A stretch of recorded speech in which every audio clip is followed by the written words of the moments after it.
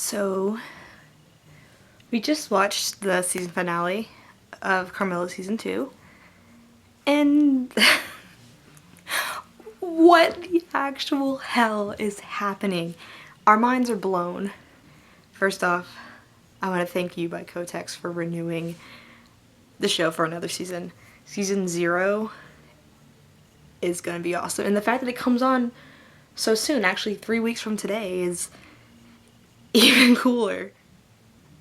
I'm just speechless.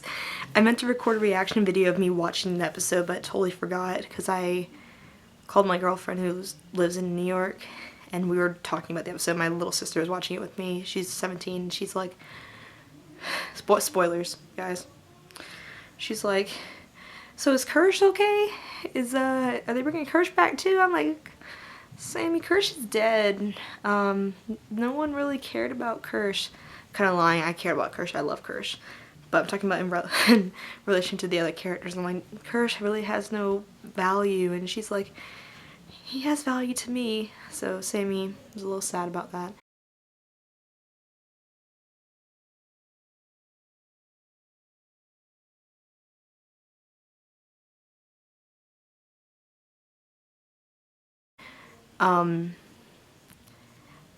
I am so psyched and ready to rewatch the entire second season very critically, especially with the constant remarking of the chess game, the proverbial chess game that's going on underneath all of this. Ever since we got back, nothing's been going right. It's like someone's been ahead of us this whole time. God, I know. It's like those chess games I used to play with Mother. You'd think you were winning right up until the moment you realized she got everything she wanted. You know what's sort of funny is that she kind of did. I mean, she wanted the board out of the way. She wanted the corvée controlling the campus. She wanted the anglerfish dead. If the dean weren't, dead, it'd be her party.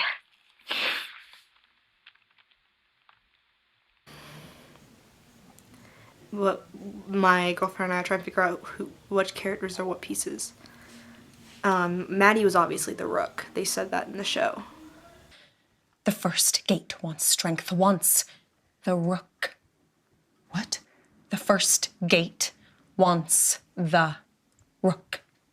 Are you playing games with me? Do you really think that this is a game? Rook is what Mother used to call you. We were debating about whether or not the dean would actually be a character. I mean, a piece, or is she the player? And it's pretty safe to say that Perry, the dean, is the player, which would make more than likely Carmilla the queen, Maddie's the rook. But what are the other characters, and where are their places in the chess game? My girlfriend thinks Danny could be a knight, which is possible, but I'm not quite sure if I agree.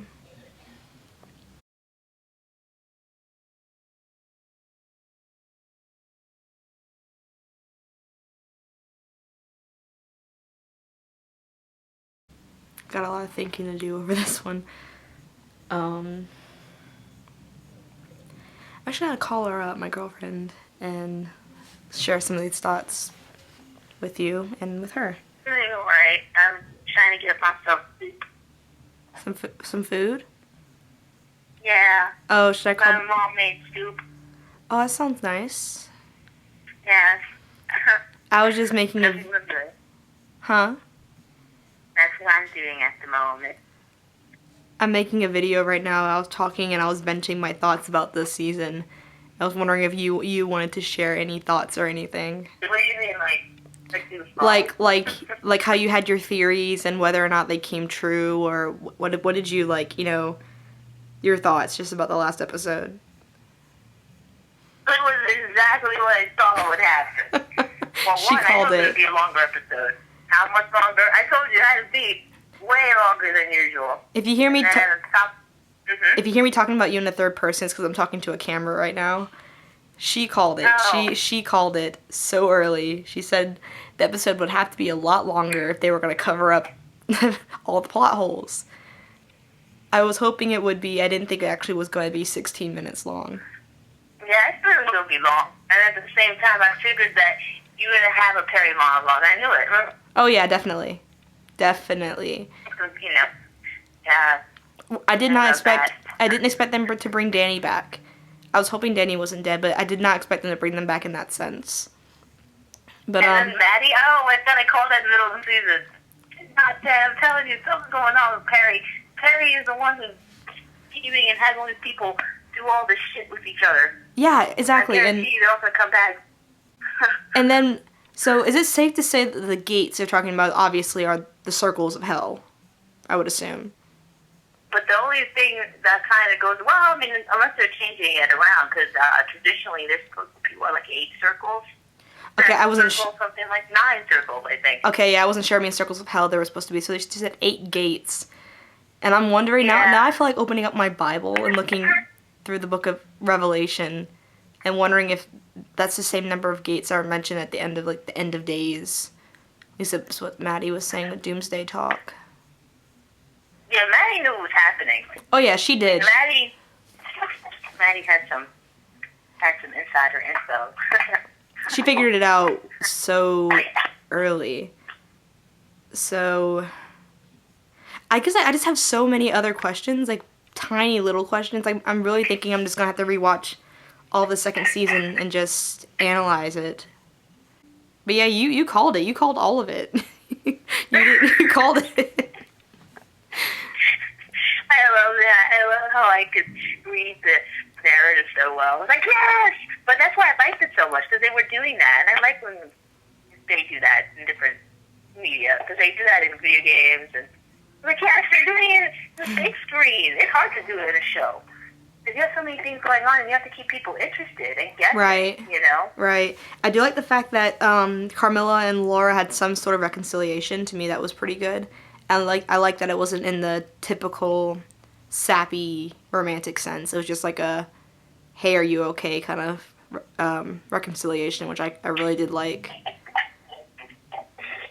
Yeah. I actually enjoyed that a little bit, too. I was like, yes, it didn't feel forced. Exactly. In some way. And part of me is confused about the whole thing with JP, because part of me wonders if it's not JP, if it's just Will. And that the dean reanimated Will, and Will just pretended to be JP. Because I can't think of any other reason why JP would have went off and helped Perry grab Danny. Well, See what I that's mean? the thing. I mean, I feel like maybe JP didn't know, because it looked like he was sincerely going after Perry to get her. But then, I mean, I'm somewhere, you know what I mean? Because remember, she didn't feel comfortable having him around. And it wasn't just the fact, I mean, they try to play it off by saying, oh, well, it's, you know, JP, and, you know, she doesn't like JP. Perry doesn't like Unless JP. it was all a ploy. Play it off in the beginning. Unless it was all a ploy from the very beginning. Like the her not liking him thing. It could be. But, I mean, I feel like maybe Perry was, or the Dean Perry, I should not say Perry, but the Dean was actually scared a little bit to have JP out, you know, in the real world as a body. Mm-hmm. JP knows everything about everything. So, like, Explains her that's the problem reluctance. with having him around. Right, why she didn't want him around. Okay, that makes sense. Yeah. Yeah, so, didn't you notice how she was kind of paranoid? Like, she was really Mm-hmm. his body. I just wanted to make some cupcakes and have like 5 seconds where people weren't cutting me up or reanimating dead bodies or using my friends in human sacrifices. Why is that too much to ask? Miss Perry, if there's anything I can Just do... stay away from me. Of course, they made it seem like, oh, it's just, you know, Perry being Perry, because Perry don't like JP from season 1. But now we know that it might have had another, well, it definitely had another dimension. And that other dimension was that JP knows that everything about the corporation and the dean and what her plans are. He knows everything. That's right, he's literally a walking encyclopedia. Yeah. That's right, I forgot about that. Yeah, that's right, he knew everything about the charter, he knew everything. Absolutely right. That's why that's why they sealed him away to begin with. Don't you remember? It was under the dean that JP was locked in the library. And that was deliberate. Mm-hmm. Because he was always a problem. Yeah, Laura, He just knew too well, much. when the dean possessed Laura in the first season, they mentioned that then, too.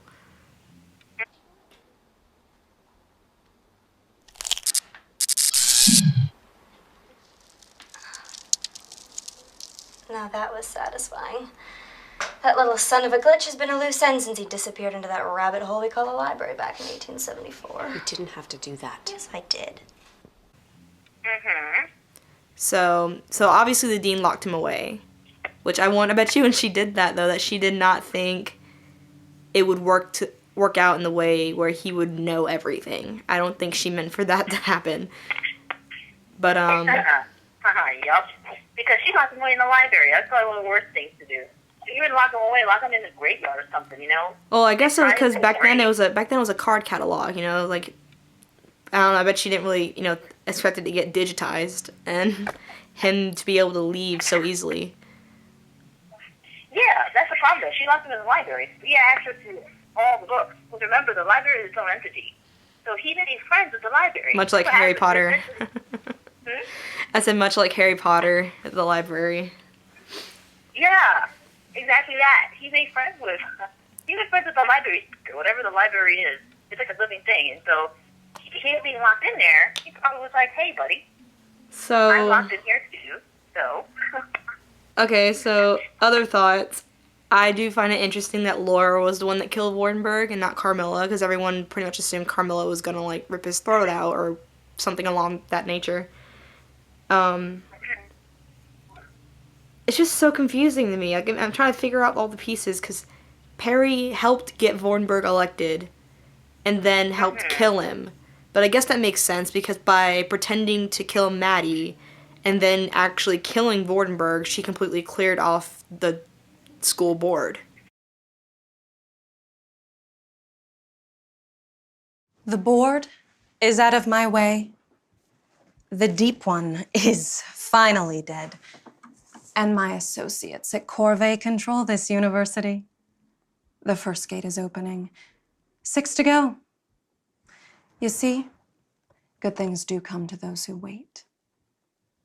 So get some rest, Silas University, because it's gonna be one hell of a summer. Yeah, and not only that, remember, the Corvée Corporation has always been there. Because if you think about it, she was always the liaison. So it's like, yeah, she's not gone. So they're not going to really take it seriously that, oh, you know, our dealings with Silas are done. No, they were always waiting in the wings. Right. And what she did essentially was make a plan so that everyone who was an obstacle would be gone in one little, which, you know, it played out that way because it's almost like a domino effect. One thing happened, she like set off one thing, and next thing you know, it all led to the rest. Right. And she knew Goldenborg was unstable. Like, I mean, did you not hear, like, it was like a long history of things that were going on. Yeah. With the Goldenborg people and Carmilla. Like, how did she not figure it was going to be a fucking hellstorm to get that man elected dean? He was going to go crazy, you know? Yeah. Like, he was going to do all that craziness. You know what's funny? Like something that was, I mean, I feel like she definitely thought that through. Oh, it's definitely. And you know what's got me thinking, you know, me being the conspiracy theorist that I am, makes me think back so far. Like, what if she knew, what if she had this plan the entire time? Like, I'm talking when she first found Carmilla and brought her back, or brought her to life. I mean, she had to revive Carmilla for some reason. There's no reason why she would just, you know, reanimate this murdered girl. You know what I mean? Yeah, because what is she really? We haven't come to really answer that question. Who? Is she just a vampire? Is she a demon? Is she some kind of devil? The dean? Yeah, because yeah. Remember, Carmilla says that he's her mother, but she doesn't say she's an evil spirit. Yeah, all she said was, clarified. she's old. She was old and she was wise. But, yeah, exactly. So, that sounds like devil material to me. What if she's like some like Lilith or something? Yeah, exactly. She's definitely she's supposed to be some kind of demonic thing. I really don't think so. I think she's a vampire, but I think it's one of those kind of vampire tropes where the older they are, the more powerful they are. And I mean, she has to be thousands and thousands and thousands. I'm talking biblical times, years old. Yeah, of course. She has to be. So that's why you know that, I mean, hell, she might be the first vampire from all accounts, like the way that they speak about it. That's a great theory. Like, yeah. But I mean, that's why I'm more fascinated with the Perry thing than I guess I should have been, considering all the other stuff was going on. But I was like, no. well, no, it was want killing Perry you to do because, some like, bullshit. like you said, it was the underlying driving force of the entire second season, the entire first season. Which I find it very interesting that now this next season, it said hashtag Carmilla season 0 is a very brilliant idea. So, like you said, it's definitely going to be exploring this Perry thing. Mm-hmm. Yes. So it's going to be, it's pre-season 1, so it makes me wonder how pre-season 1 will it be? Will it be when Carmilla first gets turned? No, I don't really know what's going to happen. Maybe Well, the main cast... different style of filming, if it is. That's true. It's just really confusing because it makes me wonder what, like you said, how are they going to film it? Because Laura didn't really start doing her filming until she came to the school. And back in the 50s, you wouldn't have had, cameras like that. It's just so interesting how they're going to do it because, I mean, I guess it could be... I mean, I'm guessing the main cast has to be there, like Laura and LaFontaine and Perry, but, like, I guess... Well, Laura's 19, so maybe she wasn't a first-year student, like everyone... Like, the story made it seem like she was. You know what I mean? I think she's a freshman. I'm saying... Isn't she? I thought she was a freshman, but, like, it said she's 19. Like, is there a chance that she could have been a sophomore? I mean, technically, yeah. If you go by the chronology, by most people's experiences, then when they're 19, they're sophomores. Exactly. Start at 18. Huh. Mm-hmm. So that's got me thinking. I mean, it has to still be filmed by Laura somehow because I mean she's the videographer of the entire thing, unless they use the Silas Ethernet, which I don't see why they would use the Ethernet to post their diabolical plans where everyone could see them. So I'm very interested to see what's going to happen with this, but it's pretty interesting. The next season starts in 3 weeks. We don't have to wait 6 months like you thought we would. Yeah, unfortunately, it's gonna be a prequel. It's gonna be like, yeah. Oh my god. God damn, I want you. What's gonna happen with Danny? I'm just so confused right now because she said the first gate wants the Rook, right, with Maddie. But I'm so confused because I thought Maddie obviously didn't die. But Maddie's not alive either. Well, you know what I mean. Like something weird. It's so weird. Like I'm wondering how she even keep her alive, and where was Maddie at the end of that episode? I couldn't even see where she was at exactly. She's probably in some sort of... That's why I'm saying, how she's alive. Like, totally. What I think is happening is, it's almost like a Voldemort thing. Where the Horcruxes that represent the gates. Yeah, they were... And the Dean, going back to what I was saying about being a devil, or whatever, might be the caretaker. And she's trying to open the gate. And to do that, she has to release those spirits, or release whatever it is that, steals those gates. And Maddie's one of them. Apparently, from what she was saying, Maddie's one of them. So people embody those gates. So it explains why she's been, I guess, forming her coven. I mean, I'm guessing she's been doing this for hundreds of years. So much planning for hundreds of years. Which would explain why she wanted the anglerfish dead a long time ago. Mm-hmm. That little piece finally makes sense now. Mm-hmm. See how it makes sense now? Yeah, it all makes sense now, but then, like... Some, really powerful it's just Not just like a vampire, but I think like a spirit. Something's going on. Like, I'm so confused to the point where, like, her request was denied, so she kept coming back and doing these sacrifices. But how long would this have kept going? Like, how did she know that a girl like Laura would come and try to fuck things up, and then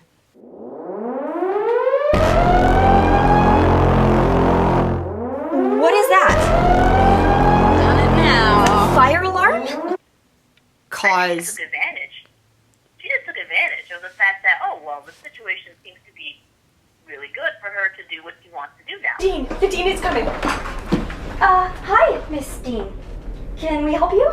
I'm here to speak with Miss Karnstein. Who? Carmilla. but I'm saying You know, she like was an opportunist. I'm saying if That's Laura part hadn't of come, why. but like if Laura hadn't come to the school, how many centuries would have passed with her just sacrificing the girls like she normally did? Like how long would she have waited? But I'm guessing like an actual chess Forever. player. Remember when she said patience is the key? Exactly. I was about to And she's say a like immortal being, you know what I mean? She's not exactly. She has all the time, literally all the time in the world. Do you want to know what the most important quality in the world is? It's patience. And you're right. When it comes to chess, she can wait. God, this is so interesting to me. You see how it gets more interesting the more you actually look. That's why I was interested in Paris. But no, The Dream is the most fascinating fucking character right now. I'm telling you, watch this piece of bullshit. I'm the devil incarnate. Like, what? Like, no. No, Perry, that was entire time. Like, you know, something crazy like that. I knew it was something. She has to be something. I don't know what she is, but if not, like you said, she might just be the first vampire. I don't know. My mind is still blown. I gotta show the episode to my mom so she can see too. But like, I'm just really okay. My biggest goal right now, I'm trying to see. I really want to figure out which characters are what chess pieces right now. That's really bothering me because I saw a Tumblr post someone made a long time ago. It was like fan art or whatever, and it was like, you know, Maddie's the rook, Carmilla's the queen, Laura's the pawn, Perry's the bishop, and all this stuff. And I thought, okay, whatever. But like, I want to know what they actually are. You know what I mean? Like, That's pretty crazy that they did that. You sure it wasn't someone tied to the show? It kind of was. I mean, it could have been. I thought it was fan art. Oh, not like fan art, but like it was like the pictures of the actors, but like had their own like little titles on them. And like, I mean, that was back before it was revealed that Perry was the dean. So Perry, the dean is off the board, but Perry, I guess in all sense, like literal sense of the word, could be the pawn, because her body is literally being used as a pawn. I think part of me feels like Laura's the knight just because of the metaphorical sense of a knight. You know what I mean? Being righteous, protecting the queen. I mean, the knight's whole. I don't know. Carmilla's definitely the queen. Maddie's the rook. I guess Perry would. See, it's so confusing. I don't know who the bishop would be. Oh, so the bishop was Vordenberg. Vordenberg was the king because he was knocked down. But no, that doesn't make sense. My mind hurts. My brain literally hurts. Like, I think my brain has melted. Well, I would suggest to look at it in one way, like this. Because remember, she's not going to include herself as a chess piece. right. She's the player. So if it's her perspective, she's going to look at everyone as if she's the player. So she's going to be like, all right, well, I mean, I think in the whole scheme of things, I am pretty fucking sure Laura is very important. I am almost like 95% sure that Laura is very important. So I don't really know what her position is because the information that's provided so far is not enough to really say, you know? Right, I mean... So far she's been moping and she's been all depressed and, you know... Right, and then Perry all Perry did was basically give us a prologue for what's gonna come next. But even then, it kind of tells you that the show has not only been renewed for its third season, well, quote-unquote third season, but obviously a fourth season, because if the next season's a prequel, we're gonna need another sequel to season 2. So there has to be at least another 2 more seasons coming out. But I would hope so. I hope so. Well, they still have Kotex is still funding it. So, babe, the trailer just came out for season 0. Oh, did it? Yeah, it's on YouTube. I'm watching it right now. Give me one second. I'm watching it right now. It's like VHS tape. Wait. Laura, no. Don't go rooting back there. I Hey, knew you're it just was gonna gonna end up getting... It could have been Whoa. the camera from the peak. Wait. Sorry. No problem. I just tripped You need to over watch this, babe. these old VHS Oh, tapes. see, she finds these old VHS I wonder if this tapes. is from that camera, or if there's anything on them. So basically, they're going to be If they rewatching were it. recording in here, probably nothing good. We should go back to finding our way back now. Well, maybe the library trapped us here for a reason. Maybe there's something on these tapes that it needs our help with, like a cold case to solve. Come on. There's even a VCR right there. Please, God, no. That is so clever. We might be trapped here, but we are trapped with snacks. It'll be like a movie night. Nice. Okay, that's clever. We got you. Thanks, Kotex. That's clever. That's awesome. That is a really clever idea. She's watching the trailer right now. But meanwhile, thank you, Kotex, for season 0. Oh my god. Ooh, so happy. So happy. Celebration.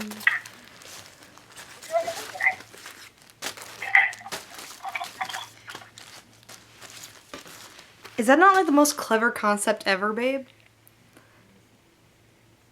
Yeah, I mean, I knew it was going to be something like that because remember, I was like, there's no internet like that back then. There was definitely no, cam. Right. No cam, no laptop cam and shit. So I don't know how we're going to do it unless they go and they're like, all right, we found something. Yeah, I was hoping they would do that so the main cast would be there to at least give commentary. I mean, because you gotta tie them, you gotta keep the main cast there. They can't, like, reinstate, like, create a new cast, like a subcast. Yeah, but then everybody's going to wonder what happened to them. Exactly, and then that's like its own whole mess. That's like canceling the show and starting a novelization.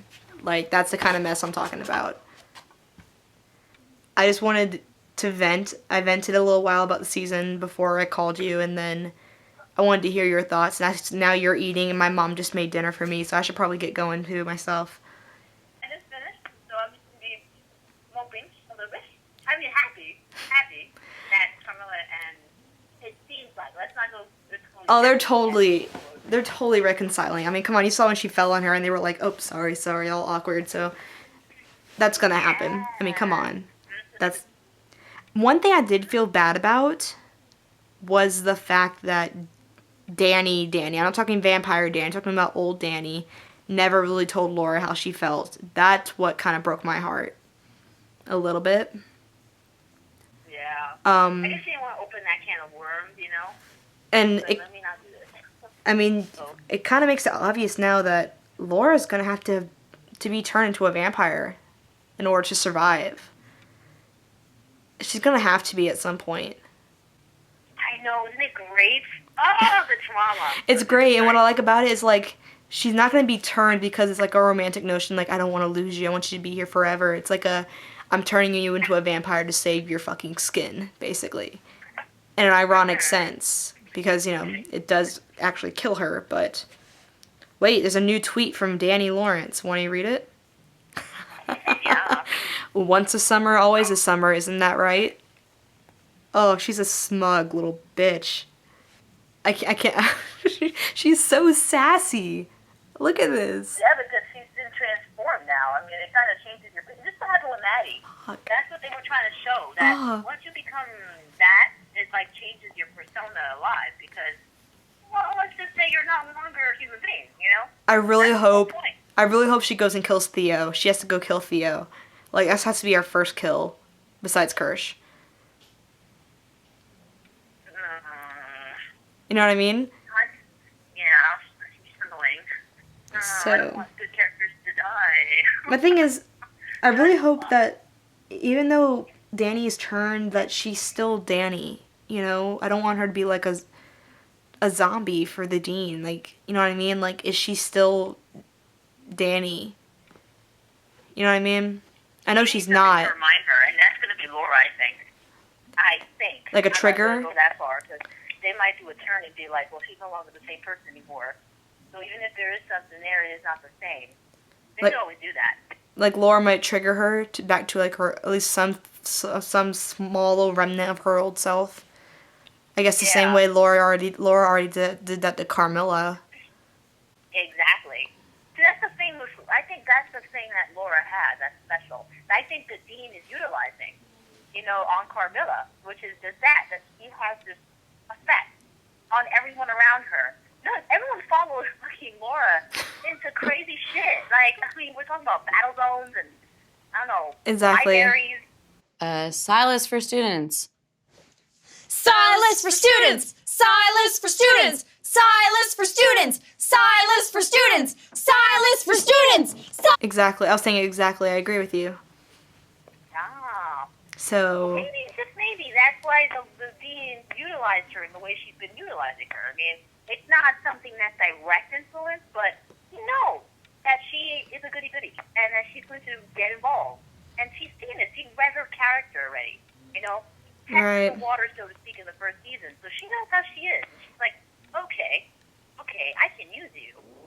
Exactly. It all came into place, from like the third episode when Laura first posted that that thing in the town hall meeting occurred, she already knew right then. I know she did. This show, can we talk about how the writing is a lot more intricate than a lot of people would think? Like, for a web series, this writing is really complicated. Like, it's very much like an actual, like, TV show drama. I know, and it does it better precisely because it's not trying to be the length of a TV show. That's what makes it so good, because I'm pretty sure if you ask the writers, how come you can write like this, the way you're writing right now? And they'll be like, well, we're not constrained, because one of the things that's a problem in TV shows is you gotta fit 50 minutes of content every single episode, which is a problem. Like a contract, right? Dialogue. Mm-hmm. So like a contract, it has to be a certain way. Yeah. And it's a problem because you have to add fluff.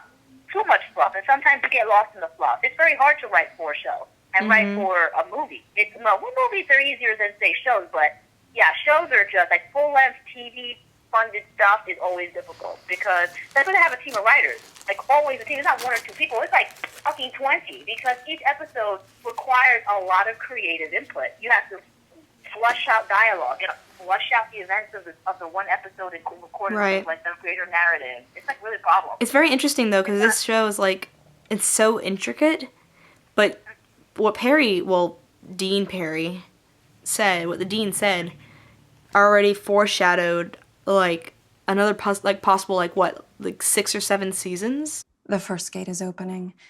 6 to go. In a way, because she said she wants to open gates. She said require some time. Yeah, she said 6 gates, right? And then there's the season 0 as a prequel, and then the 6 gates. So there can be another 7 seasons, theoretically speaking. Oh yeah, you can push it as long as you want. I mean, that's what's so great. That was why I was so happy they did that. I was like, yes, have a mastermind. And people who are, this happened and big reveal. You thought this had nothing to do with the events of the story. It was massively important. This is the same kind of thing with Perry right now. It's like everything she did in the second season, everything. You have to rewatch the entire season to see what she did. Because really, honestly, I'm pretty sure it was all planned. It was all planned, definitely. It's been planned. It's been planned since the beginning, yeah. It's been planned since the beginning. It has to be at least since the newspaper massacre. I'm sure the Dean's plan went a little awry when Laura knocked her into the pit. What if something else has been happening all along? Something that started all those nights ago when that wretched little Moppet cast me into the pit, and I had to find alternative accommodations. But from the newspaper massacre onward, the Dean's been in control. It reminds me of Harry Potter in a way. I know you didn't read the books, but in the first book, when Harry first goes to Hogwarts, they say, you know, you have to basically, you attend Hogwarts for 7 years, and then you graduate, or whatever, ages 11 through 17, 18. So from the moment you read the first book, you're like, oh, there's going to be 7 of these, because the book is titled Year 1. And that's what it kind of reminded me of when Perry said the whole thing about the 6 different gates or whatever. It's just confusing. It's just confusing because it's like, how is she opening these gates? Because Maddie didn't really die, but the way the dean talked like the gate was already opened. But how can she open? The thing she was wearing.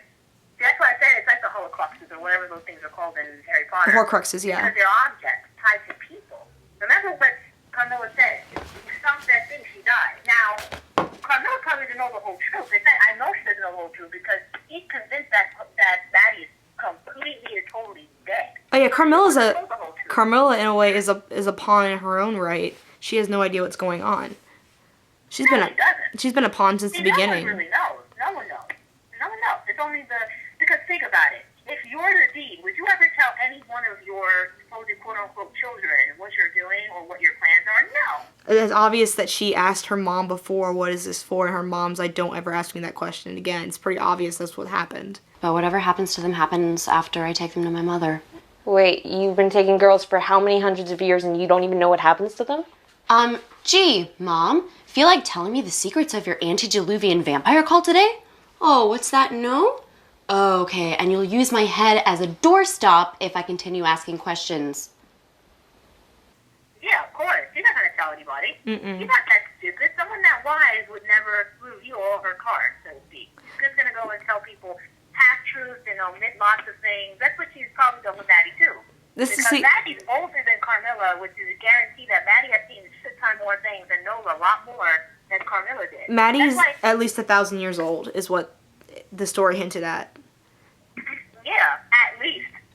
Which means she could possibly be as old as hell. The Pyramid of Giza, God knows, you don't know.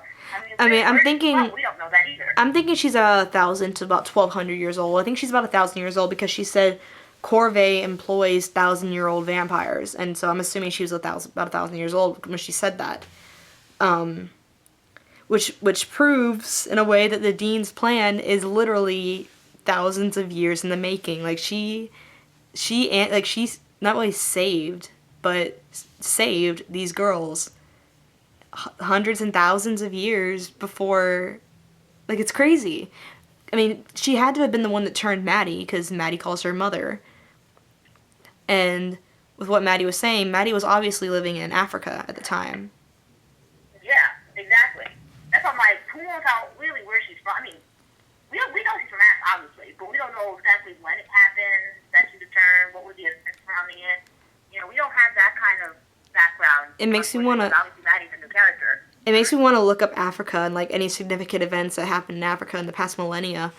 One other thing I did like as well that I wanted to mention, I like how they showed how the dean brings the girls back. I was wondering if it was going to be like some interview with the vampire kind of stuff where like the dean bites them and then they have to drink the dean's blood or whatever, some kind of like reciprocation like you also see in Dracula.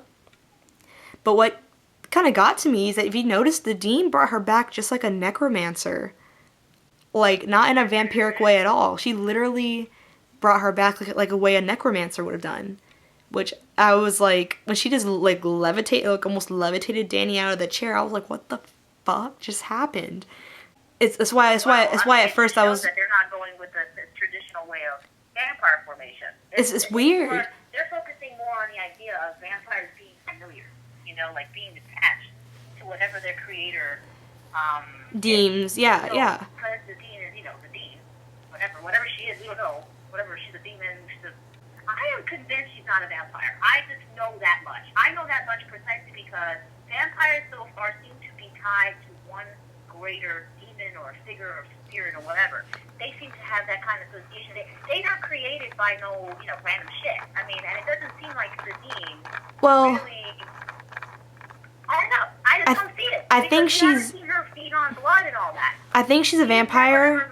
I think she's a vampire, but I think she's an old vampire to the point where she can, I don't know, do something with her thirst. I don't know if she can prevent it. I don't know what. I do think she's a vampire just from what Carmilla stated when she told the story about how her and her mom had gone and, you know, saw the world or whatever, she said every night was a hunt, every night was a feast. Every night was a grand ball, a hunt, a feast. So that kind of confirms that her and her mom both are vampires. So the Dean is at least a vampire. She may be a vampire or something else, but she is a vampire. At least according to Carmilla, she is. Well, if that's the case, then I don't know. She's definitely not your normal run-of-the-mill. Because every other vampire so far featured in the show are just familiars of this vampire master. You know what I mean? Right. Like, what the heck is she then? I mean, does she have some kind of tie to something? I mean, that's what she clearly does. She clearly has a tie to something greater, and I think that's what she's working for. She's working to release probably supposedly the vampire creator, the demon, the devil, or whatever. That's what she's doing. Because if she's open to gay, I mean, it's pretty clear. That And you could tell some. I'm about to say, you could tell some hell stuff going on because there's so much Latin being spewed everywhere. Oh my god, what is that? It's Latin. Woe to those who follow in the footsteps of the dead, for their doom is at hand.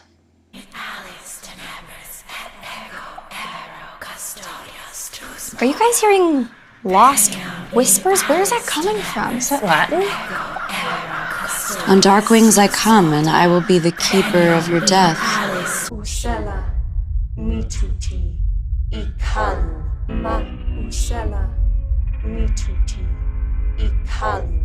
And I keep hearing the Latin, and I'm like, man, this is like some fucking Dante's Inferno shit, you know? I'm like, like, well, yeah, Latin. I mean, it's also very Catholic to say that there's rings in hell. I mean, you don't see a Protestant talk about rings in hell because they don't really focus on that. They just focus on hell as being negative attributes. And the Catholics are the ones who really say it's a place.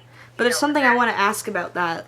Like, every writing about hell, it always talks about the rings of hell, like the levels of hell.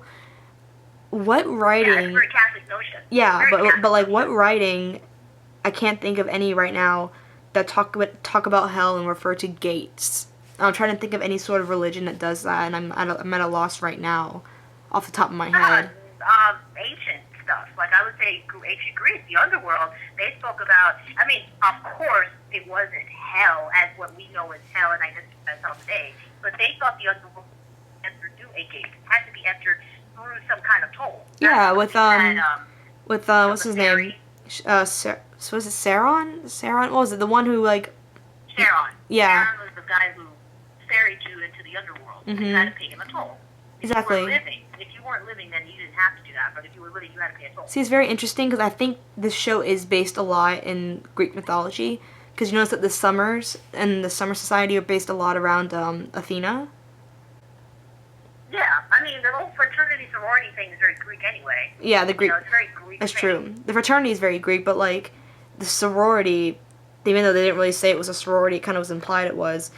The Summers obviously are very tied to the whole thing with Athena. They're the huntress.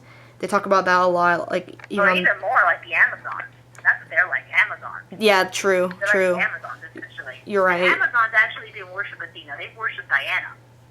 Oh, you're right. You're right. DC have Princess Diana, who's Wonder Woman. She's the princess of the Amazon because technically they worship Diana. She's more. I mean, yeah, Athena's represented. No, you're right. Yeah, you're absolutely right. Hmm? I said no. You're absolutely right. Like you're right. I forgot about Diana. Yeah, the only reason why they would worship Diana more, this is the all hearsay. We don't really have any kind of real historical record that's foolproof that we can really say, oh yeah, we have anthropological records to indicate this. We just think, according to what we have of their accounts, that they probably worshipped Diana more than they did Athena, precisely because of the fact that they were female warriors that didn't look towards strategy. They were hands-on. They were in the midst of battle, supposedly. Were just as brave and just as fearless. I mean, in many ways, they were like Ares, like female versions of Ares. They weren't really Athena-like. They were more Diana-like.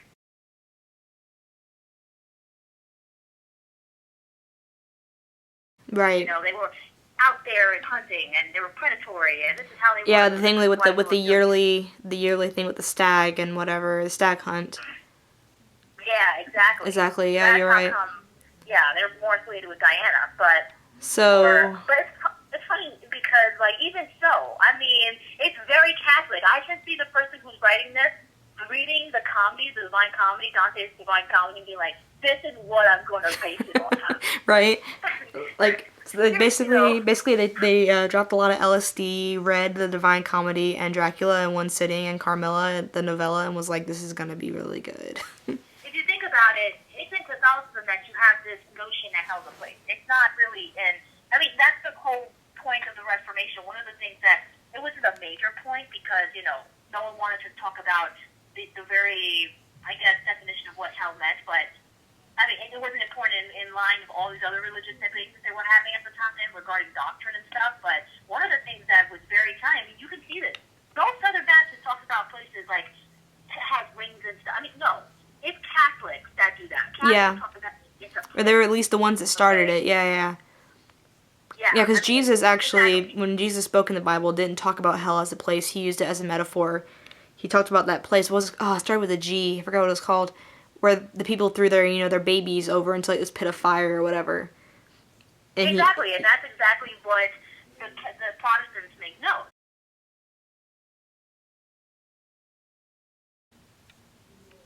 That's weird. Oh, Danny. Good Lord. Call dropped. Anyway. Very interesting thoughts going on here. The fact that Carmilla could be tied into some Greco-Roman, even biblical thing is insane. Just scrolling through Danny's Twitter. She's lost her shit. She is a sassy bitch. That is for sure. I'll put some of the tweets here right now, but like, God damn, Danny. We get it. You're a vampire, we get it. Danny's gone. Oh my god. Babe, I don't know what's happening. My phone might just be glitching out. I restarted it, but we'll finish this discussion a little bit later. I have to go eat some dinner anyway. I love you. Anyway, Danny. No! God damn, no. Danny. I have a question. Did you kill Kirsch or did you just feed off of him? What a waste that would be. He's fascinating. So Kirsch is still alive. Yes. Danny is... I don't like Danny now. Can we just talk about this? I wonder what Laura smells like now. Tastes like. No. No. I don't have the patience for this shit. No. Ugh, I have no time for this. Stop distracting me, internet. I have a madame to keep happy. Later, nerds. We have lost you for real now. God. I need to go. I need to go eat. I need to go think and clean up these fucking pads. Great job. Verve Girl TV. Great job. Very well written finale. And thanks again, you by Kotex, for the next season or two, hopefully. And thanks for all the feelings and all the urges to rewatch everything. The cream puffs are gonna be busy for a little while, that's for sure. See ya.